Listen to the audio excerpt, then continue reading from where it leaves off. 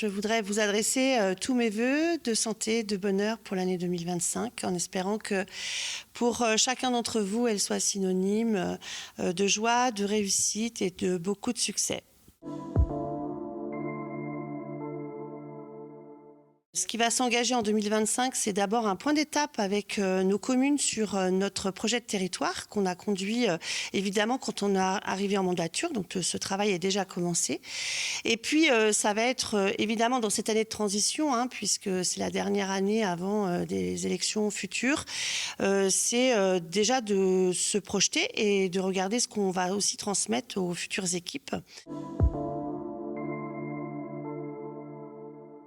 L'année dernière, on a eu la chance de pouvoir proposer une maison des internes pour permettre à nos futurs professionnels de santé de venir s'héberger et de pouvoir rester sur le territoire.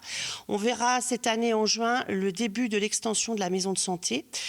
Tout ça dans l'idée de conforter notre attractivité en termes de santé et malgré tout, malgré le contexte, de faire venir les futurs professionnels de santé. Donc ça, c'est une priorité. On verra aussi sur le logement, de continuer à produire du logement parce que ça répond aux besoins des entreprises. Il y a une vraie dynamique économique sur le territoire du pays de Pouzauges. Et puis, dans la continuité de l'attractivité économique, de continuer à travailler sur les requalifications de nos différentes zones économiques avec la zone de Montifaux, en continuant à travailler à l'intérieur de cette zone sur les déplacements, les mobilités, la mutualisation aussi. On va continuer de porter des actions en direction de nos familles avec les actions de parentalité.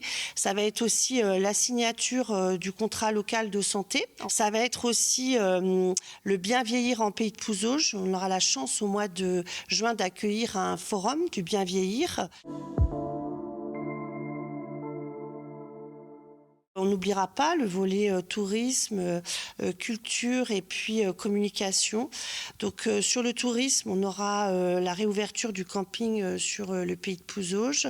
Donc c'est aussi un moteur d'attractivité pour notre territoire. Tout ça sous le sceau des transitions. Toutes ces questions-là sont les grands enjeux que nous allons porter en 2025 dans la continuité de ce qu'on a écrit depuis le début de notre mandat.